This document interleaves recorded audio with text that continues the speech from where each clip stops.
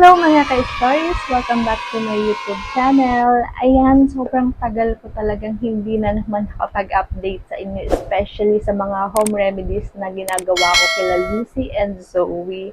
And right now, mag-update ulit ako sa inyo kasi meron akong ginagawang home remedies kay Zoe ngayon. Kasi sobrang lumala po yung mga skin allergy ni Zoe at saka may nagkaroon siya ng mga hot spot sa kanyang katawan.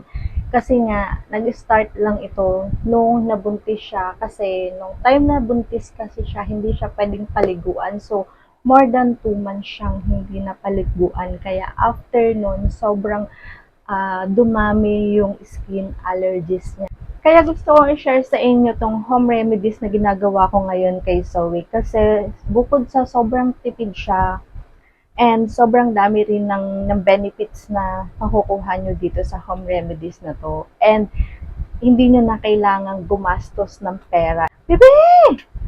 Ayan na! Hoy!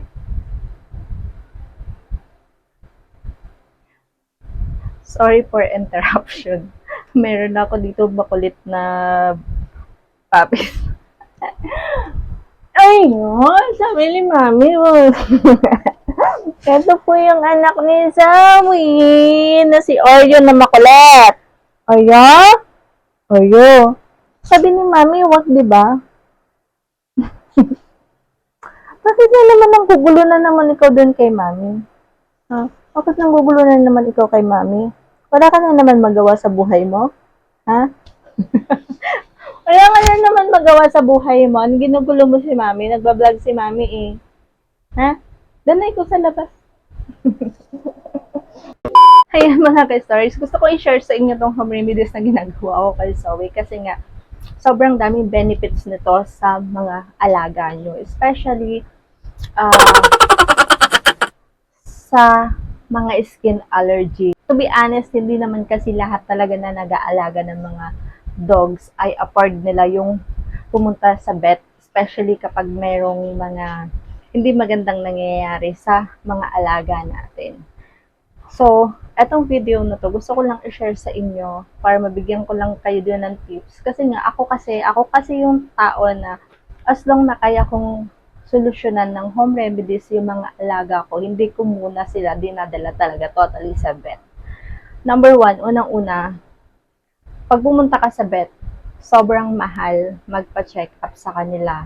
Bukod pa dun sa mga irereseta nilang mga gamot sa aso mo. And meron pa silang mga laboratory na i-check sa mga alaga nyo. Kaya sobrang expensive talaga ang magpa-vet sa panahon na ngayon. Bago ko po simulan yung treatment na ginagawa kong home remedies kay Zoe, sa mga bago pa lang po dito sa channel ko, huwag niyo pong kalimutan mag-subscribe at i-click nyo na din po yung notification bell para naman po updated kayo sa mga bagong videos na i-upload ko, especially yung mga home remedies na ginagawa ko sa mga alaga ko.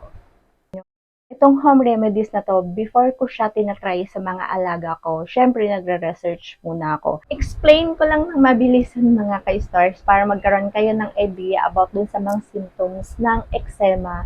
Ito yung kung mapapansin nyo, nagkakaroon sila ng irritation sa skin nila na nagkukos ng kanilang pag-scratch at yung paglilik nila sa skin nila. And minsan, kung mapapansin nyo sa paw ng mga alaga natin, sobrang ginangat-ngat nila, pero kung titingnan mo naman wala naman doon garapata. Yun yung mga symptoms ng eczema. And number 2, yung flea allergy naman. Kung mapapansin nyo, kapag nakuhanan nyo ng garapata yung alaga nyo, papansin nyo, merong dugo doon, nasugat talaga siya pagkatanggal nyo ng garapata. Kahit matanggal nyo na yung garapata doon, makati pa rin siya. Yun, kinakamot pa rin ng mga alaga natin yon. Number 3, yung dry skin naman. Ito yung makikita nyo na parang may dandruff siya.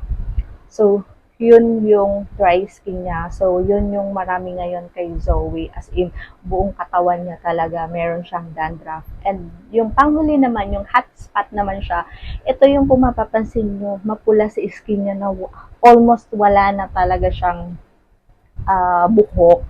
And kung mapapansin nyo, sobrang mapula siya na parang isang part lang siya ng part ng skin ng alaga nyo, yun yung hotspot na makikita nyo sa mga alaga nyo. And ipapakita ko sa inyo mamaya kasi meron noon si Zoe. So, kaya yun yung ipapakita ko sa inyo na gagamutin ko kay Zoe. Nag-start na ako magpakulo ng gata ng nyog. Ayan, fresh talaga siya. Hindi ako gumamit nung nasa sachet or yung mga nasa can. As in, fresh talaga siya na gata ng nyog. And then, sa kahoy ko siya ginawa para mabilis. Kasi kung sa kalan, medyo matagal siya. Ayan, kita nyo naman yung apoy. Sobrang lakas. Kaya, mabilis lang siya kumulo. Ayan, naantayin lang natin siya. Ayan, kung makikita nyo, medyo nawala na yung white niya, naging laman na siya. Ang tawag sa amin yan ay lunok. Hindi ko lang alam ang tawag sa ibang probinsya niyan. Masarap yan mamaya pagkatapos.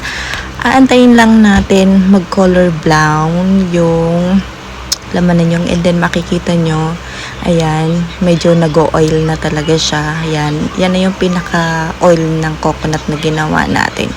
Antayin lang natin siyang mag-brown, and then mamaya isasali na natin siya sa lalagyan. Ayan, medyo brown na siya, and then tanggalin na natin siya sa apoy, baka masunog. Ayan, transfer na din natin siya para maihiwalay natin yung oil at saka yung laman niya.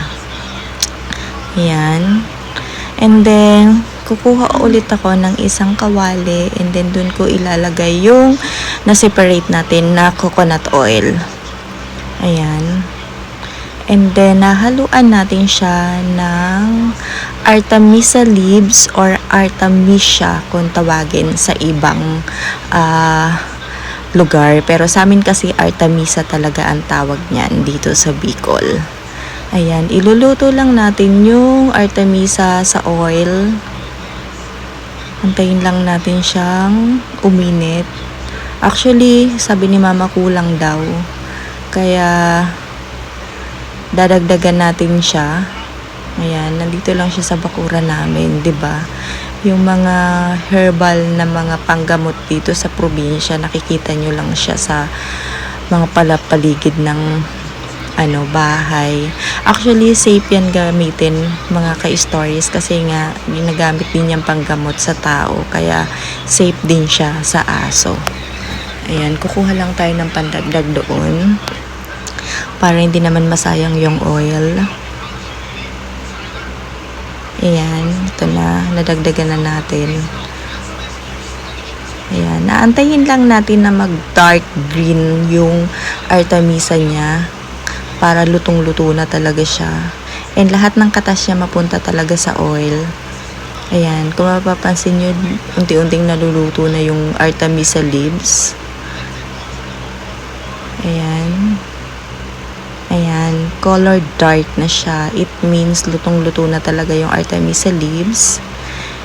And hanap na tayo ng lalagyan para maisali na natin siya. Kita nyo, yung white coconut oil kanina, naging green na siya kasi yung katas ng Artemisia doon napunta sa oil. Ayan. Iwa-warm lang natin siya, and mamaya pwede na siyang ilagay sa ating mga alaga kapag medyo warm na siya. Ayan, ready na siya, and hahanapin na natin si Zoe. Gusto mo, inumin mo na lang to para matanggal na lahat yung kati-kati mo. Sabi. Tingnan mo si Sabi. Sabi, kala mo ice cream to? Ha? Kala mo ice cream? Mukha ka talagang pagkain eh. Ayan! Olive! Sabi, halika na. Dali. Sit, Zoe. Zoe, come here. Zoe, come here. Ano naman? Come here, come here. Sit, sit. Sit. Sit. Sit na, bebe. Zoe. Sit na. Tingnan natin yung tenga mo. Ayan, kung mapapansin nyo, mapula yung tenga ni Zoe. So, isa din yan sa mayroon siyang allergy or rashes. Ayan. Ayan. Ito naman, kulit-kulit naman ito eh. Ba't kakainin? Yan lang, baby! Saan ka pupunta? Dito lang, sit lang, sit. Tingnan mo tong gagamutin na to, layas ng layas. O, kaya na lang gamutin ni Mami. Ha? Kaya na lang gamutin ni Mami. Ha? Ha? Halika, Zoe, papakita natin yung mga allergy mo, bebe. Ayan. Papakita ko sa inyo yung pinaka-hot spot ni Zoe. Ayan. Ayan siya. Yan, sobrang kinakamot niya yan. Yan. And, ayan. Kung papansin nyo, wala na siyang buhok. Yan, yung mga skin allergy niya. Nag-start lang yan nung nabuntis siya at hindi naligo ng 2 buwan. Kaya sobrang dami niya nang naging allergy. Yan. And right now, gagamutin natin yung mga skin allergy ni Zoe. Ito yung struggle ko kapag maglalagay ako ng gamot kay Zoe. Kailangan muna namin mag-wrestlingan bago ko siya malagyan ng gamot. And ayan, kita nyo naman, kalalagay ko pa lang ng gamot sa kanya, didilaan niya na agad. Ewan ko ba dyan sa asong yan, ayaw niya na nilalagyan siya ng gamot. Kahit anong ointment ang ilagay ko dyan sa kanya, talagang didilaan niya yung gamot na yun. Ewan ko, ganyan talaga siguro yung aso. Kaya kailangan talaga ng tiyagaan. Isa pa tong mga baby na to, dinidilaan din yung nilalagay kong gamot. At tingnan mo, nilayasan na naman ako. Yan, wrestlingan na naman ulit kami. Diyos ko dahil itong si Zoe. Hindi na kami natapos-tapos sa ginagawa namin. Sobrang haba na ng vlog namin. At isa pa to, si Bate. Ginagawa? Bate, my God! Ang ginagawa mo, baby! Nababalian ka! Ba't ka nag-i-split dyan? Diyos ko dahil ang kukulit nyo talagang mga aso kayo. Yan, meron na lang kayo. So naman, kung kailan naman may ginagawa si Mami, tsaka naman nagdedede. Desi, come here. Desi, come here. Dali. Urong dyan.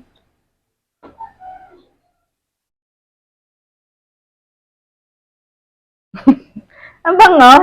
So, wag mong kainin yan. Tatampalin kita. Ano naman, lahat na lang pagkain mo, pati oil. Nakadali.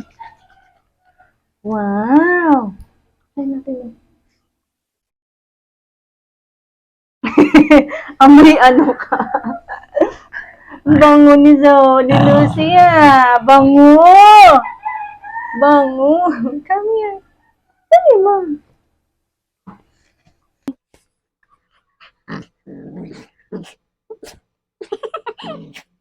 Bakit? Bango yan! Bango!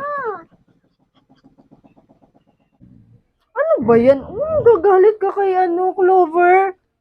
A few moments later. Meron lang akong tips sa inyo mga ka-stories.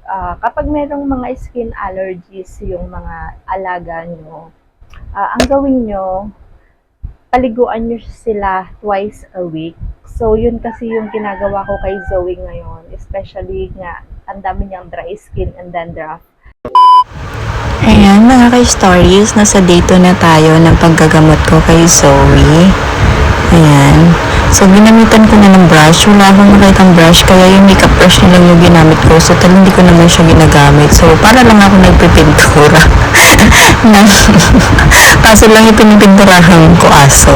So, yan. Yan na. Tiyagaan ko na lang siya. Wala talaga akong nakitang pang brush.